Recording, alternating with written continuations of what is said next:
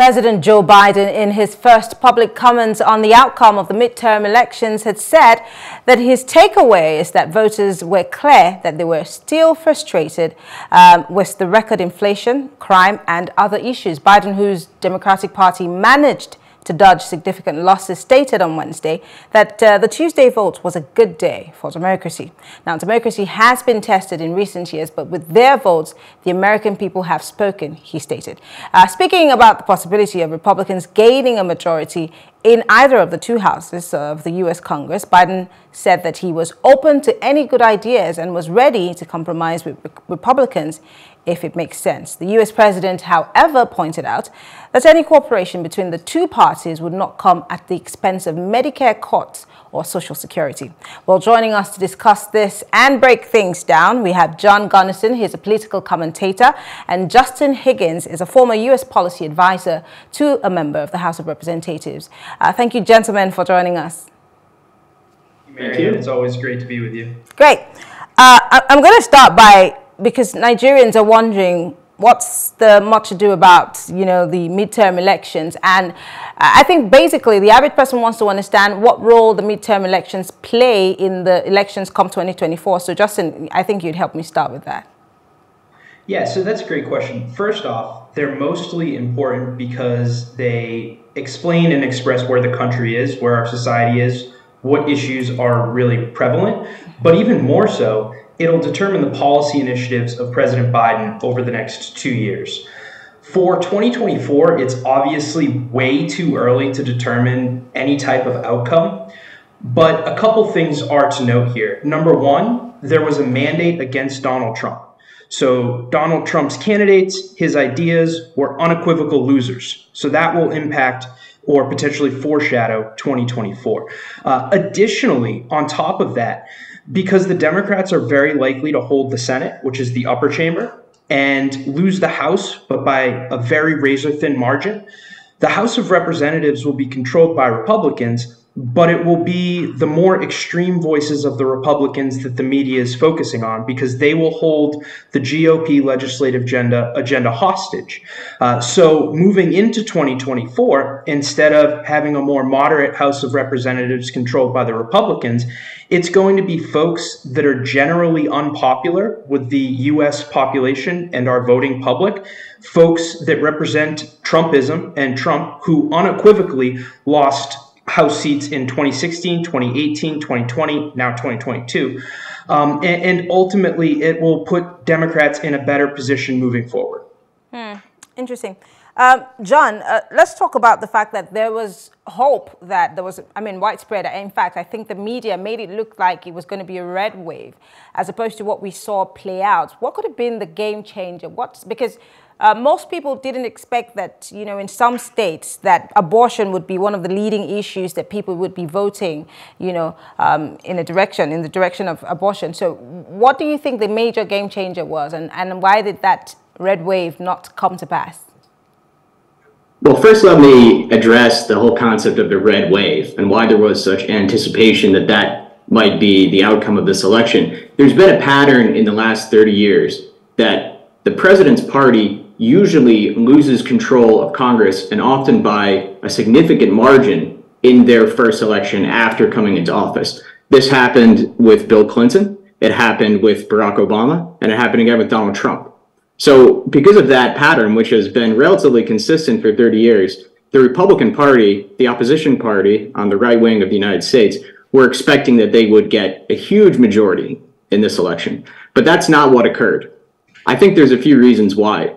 Marianne, you addressed one of them, which was the Supreme Court, U.S. Supreme Court decision called the Dobbs decision that overturned the Roe v. Wade precedent that gave women in the United States a right to have an abortion. After the Dobbs decision, the states in the United States, the subnational states, have control over abortion policy on a state-by-state basis. This outraged many voters, especially many female voters in the United States, and encouraged them to come out and vote for Democrats who generally support the right to abortion.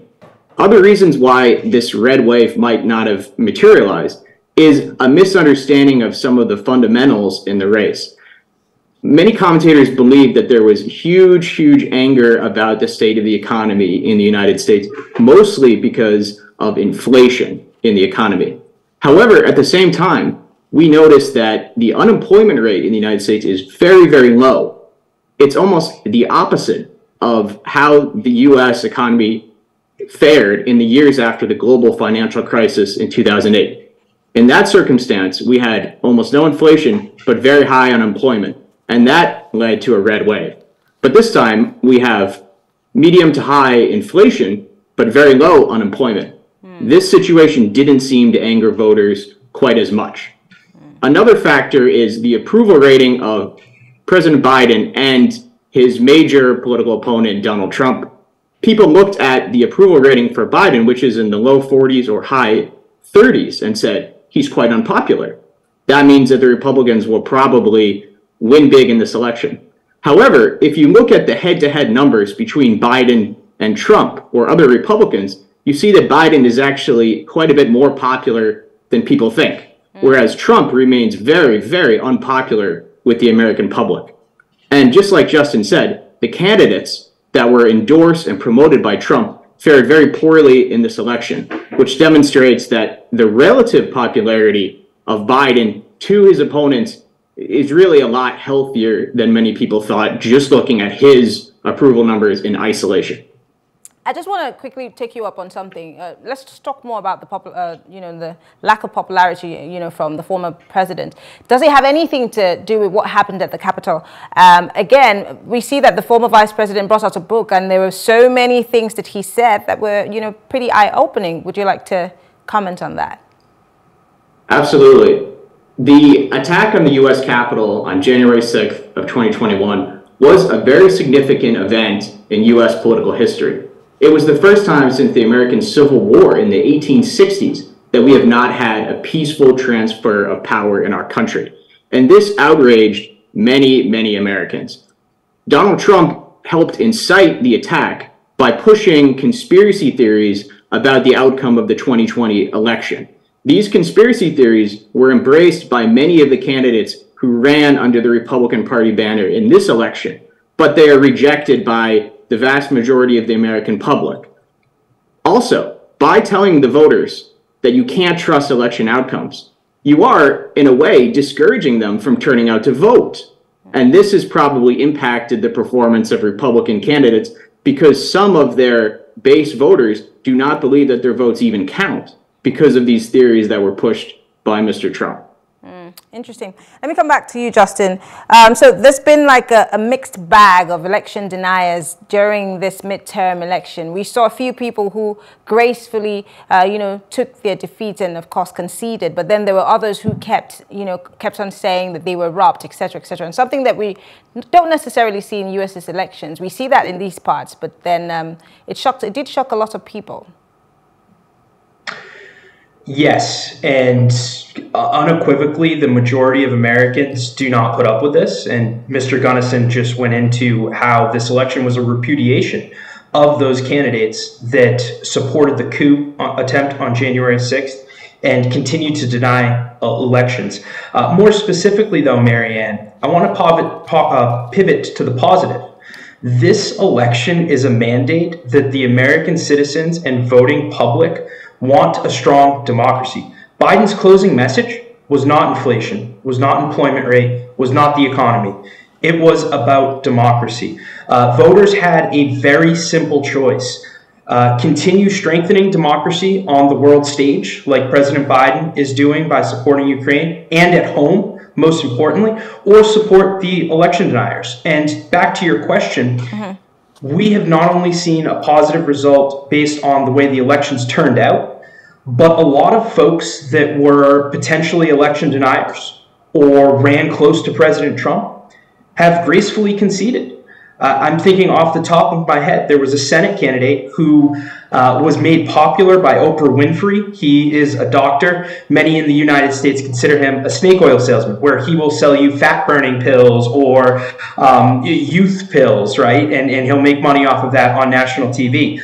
But he was endorsed by Trump. The only reason why he was running in the general election was because of the support by President Trump. And he immediately conceded. So a lot of Republicans that lost elections where they thought they were going to win, a lot of Republicans that were supported by Trump, a lot of Republicans that the only reason why they made it to the general election out of the primary was because they espoused Trumpism, are conceding. So I think what the larger point here is that our attack on democracy was not a disease that is throughout our country. It's really a disease of Trump and Trumpism. And he is one of the very few people that are unhinged enough to push this. Let's talk again along the lines of legalization of marijuana. We see that a lot of people voted for this, and that's why we see some people who emerged.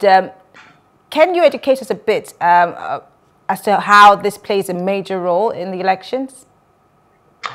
So there are a couple different theories. I think the most important thing for folks to understand is the laws in the United States are very convoluted and confusing.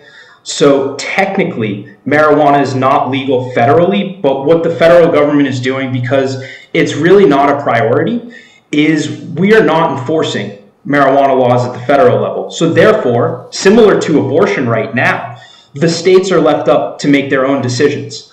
So how could marijuana have impacted the election? I think your first point, Marianne, about abortion was spot on. That was massive, a massive implication.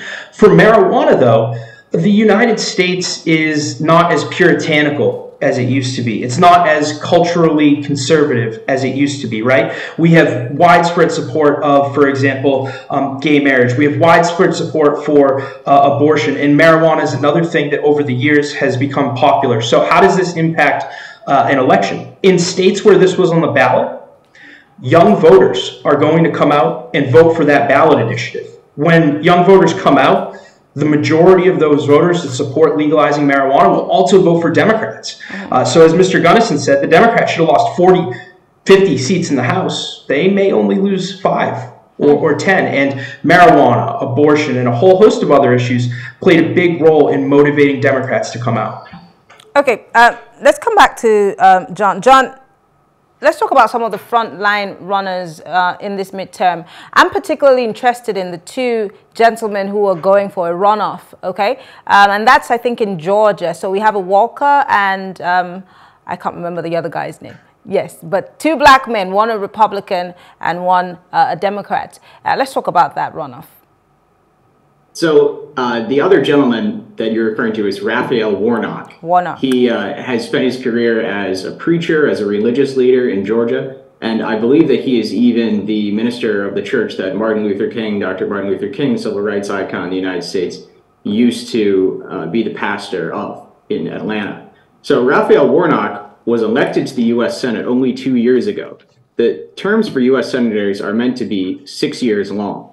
But they had a special election, you know, like a by-election in the UK, where they ran to fill the seat in a kind of emergency situation. And so Warnock had to run again 2 years later.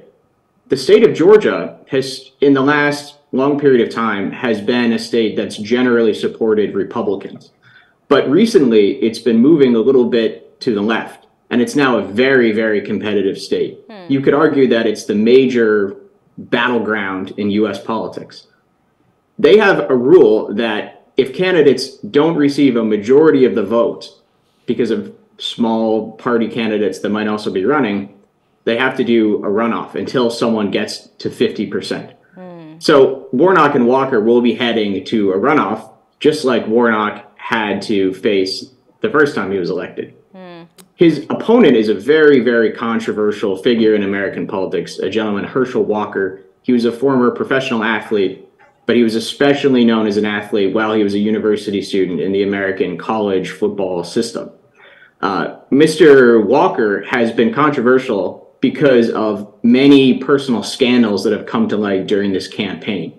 It was revealed that he had many children that were fathered to women that he was not married to, that he had not disclosed publicly. They were calling them secret children because he had these children that he had not told the public that he had. In many cases, he was not really financially supporting those children or had any close relationship with them, meeting them only once or twice in their entire lives. It was also revealed that he had pressured women that he was dating to have abortions. And this is at the same time as he's running a campaign on banning abortion in all cases, and that he paid for the abortion and wrote a thank you note that we can see is with his own handwriting. Wow. Congratulating the woman on getting an abortion with the money that he had provided. Wow. It also seems as though Mr. Walker is not someone with a high level of policy knowledge or acumen. When you hear him speak, he has a difficult time coming up with sentences, connecting thoughts together. This is in a great contrast to his opponent, Mr. Warnock, who is a very eloquent speaker and has a lot of history and practice in the religious context, giving speeches to large audiences. So this election, if the Senate balance is undetermined, the runoff election that will happen a month from now could determine who has control of the United States Senate. And that makes the stakes very, very high. So people will be watching it very closely. Okay. Back to you, Justin. Let's talk about some election night first. I'm particularly interested in the mayor of Little Rock, who, you know, is the first popularly elected black mayor. Secondly, we also have, I think in Massachusetts, Democrat Maura Healey. She's going to become the first female governor in the Bay State. And a lot of people are also congratulating the LGBTQ community for that win. Also in, I think, Kansas, Alabama, and New York, they will get their first elected female governor. So it's been a first for the women, I think more like a sweep. So I think there are a few very important points here, Marianne, and I'd like to add Wes Moore. So he's from Baltimore, Maryland, right outside of Washington, D.C., about 45 minutes from where I live. He is only the third black governor in United States history, which is shocking. I did not know this information until we heard election night. So specifically, the black vote is a bedrock for the Democratic Party. So it's very strange that it took this long to get the third black governor in United States history. Also, though, women came over to the Democratic Party in large numbers because of what you mentioned and what we already discussed, which was abortion. Yeah. So not only did Democrats come out and vote for candidates, not only did Democratic women, but independent women, and then Republican women that just despised Trump and Trumpism, but also thought that there should be a right for women to have the ability to choose on their own whether or not they wanted to have an abortion. And in some states, this cannot be understated, Marianne. We were discussing Herschel Walker. He believes in no circumstance should a woman have the ability to have an abortion. That means if her life is at risk and the fetus is not viable, they still should not be able to have an abortion. And that just turns off. It turned off me. I'm a man, right? I'm a white man here in America. It also turned off a lot of Republican and independent women. So two bedrocks of the United States and of the Democrats, rather, came out in strong numbers. And as a result, you see the first LGBTQ woman elected as governor of Massachusetts. You mentioned Little Rock, Arkansas. You mentioned that there's a female governor. She won re-election, but there's a female governor in Kansas that's a Democrat. And for everybody that is listening and watching this show, that is amazing because Kansas is a blood red state. So usually you wouldn't expect a Democrat to be able to win re-election in a midterm election, but abortion played a vital role in that specific election. Let's move away from that and talk about diplomatic, relations, because, we're Africans and we have a great relationship, especially Nigeria, a great relationship with the United States. Since you have worked in Congress, I'm guessing you'd be able to answer this question. Let's talk about President Biden's U.S. strategy towards sub-Saharan Africa. And how is the president delivering on his commitment to make Africa a priority when it comes to the United States?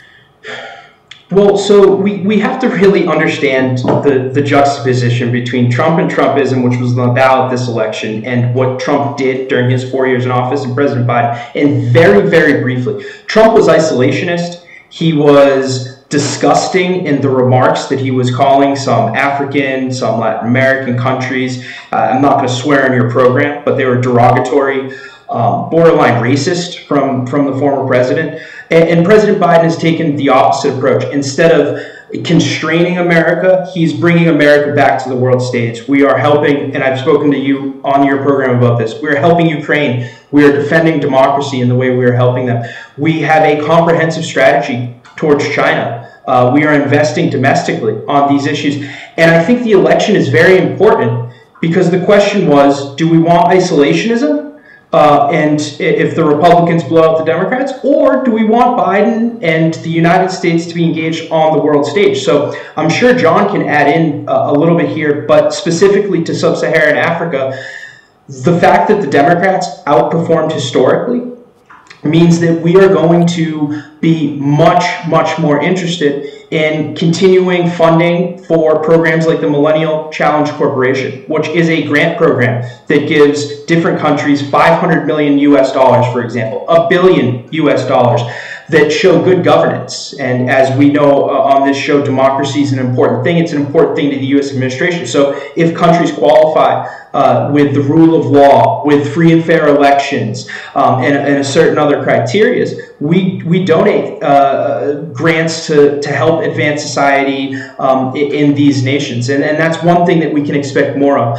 Food aid is another thing. Private public sector investment spurred on by the United States. So not only is that saying that the Biden administration is going to try and get more U.S. companies to come to places like Nigeria, but that means the U.S. Trade and Development Agency, which is an agency focused on creating the ability for private sector investment from the U.S. to come to other countries around the world, specifically in sub-Saharan Africa. They're going to get more funding than they would under a Republican Congress to do what? To help with technical advice. So if we have companies in the U.S. that want to help build trains and roads and bridges, this is now much more likely. I think that President Biden's grade on sub-Saharan Africa can be incomplete.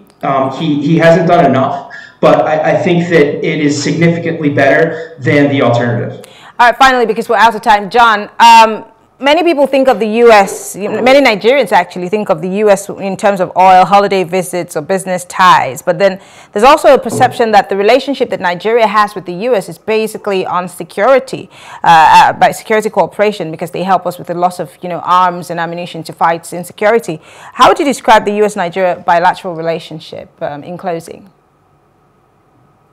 I would say, perhaps disagreeing a little bit with Justin, I think looking at the U.S. foreign policy largely, Africa has not been a priority for the Biden administration. I think there was originally some hope that it might be, partly because of the selection of Linda Thomas Greenfield, who had been the Assistant Secretary of State for African Affairs and the U.S. Ambassador to Liberia as the U.S.'s Ambassador to the United Nations. But often we see how the president's plans for foreign policy get derailed by current events. The war in Ukraine has swallowed the U.S.'s attention on foreign affairs, largely. The second factor would be U.S. strategic competition with China. And unfortunately, the United States sometimes looks at relations with African countries through these prisms rather than with the bilateral relationship as the absolute priority. I think that the United States has focused on security relations with many African countries, partly because the trade relationship is a little bit less important, the commercial relationship is a little bit less important than it had been in the past. We've seen how many countries in Africa previously had the United States as their top trade partner, but now have China as their top trade partner. So security is an area where the United States has developed close relations with many countries in lieu of that commercial relationship, which may have had primacy at certain times. Well, I want to say thank you. John Gunnison is a political commentator, and Justin Higgins is a former U.S. policy advisor to a member of the House of Representatives. Thank you so much, gentlemen. Always a pleasure having these kinds of conversations with you. Thank you. Thank you, Marianne. All right. Thank you, guys. And that's it on Plus Politics tonight. We'll leave you with the highlights of the week. I'm Mary Annika, and don't forget to play catch up on our YouTube. Just go to PlusTvAfrica or PlusTvAfrica Lifestyle. Don't forget to get your PVC, because that's your passport to a new Nigeria. Have a good evening.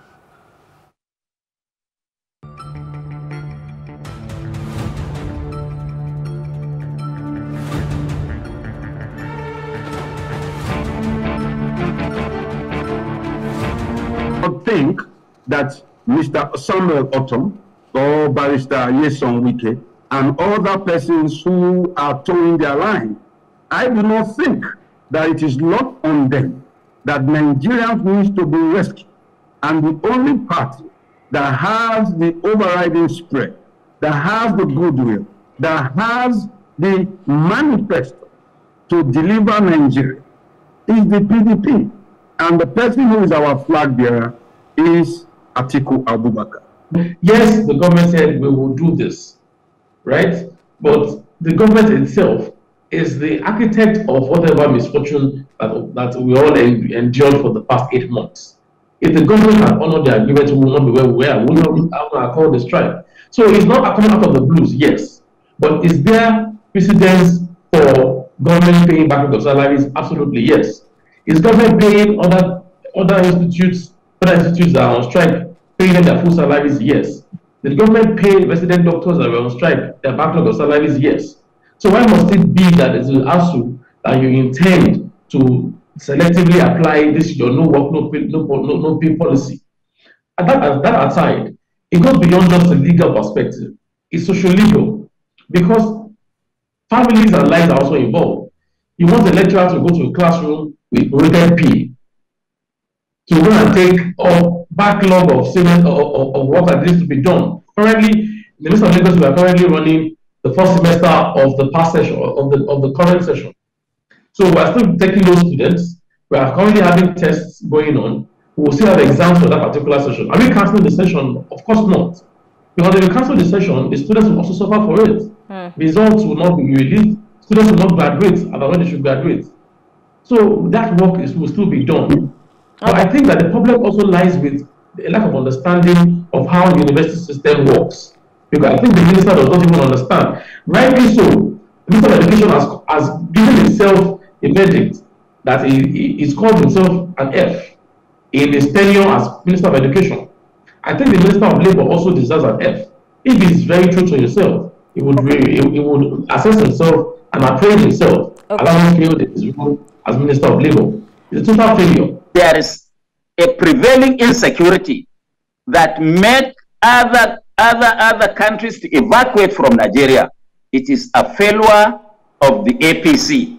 Therefore, no APC man should be allowed to take on the saddle of this country, having seen what they had done to the system. So how can you, in your right senses, for example, vote an APC man who want to build on the legacies of General Buhari? Those legacies are not positive. So in fact, that is in itself is a failure on the side of the person who wants to build on what this government had done. But that is not the issue. The issue is Nigerians have got the chance to now to vote for a candidate of their choice.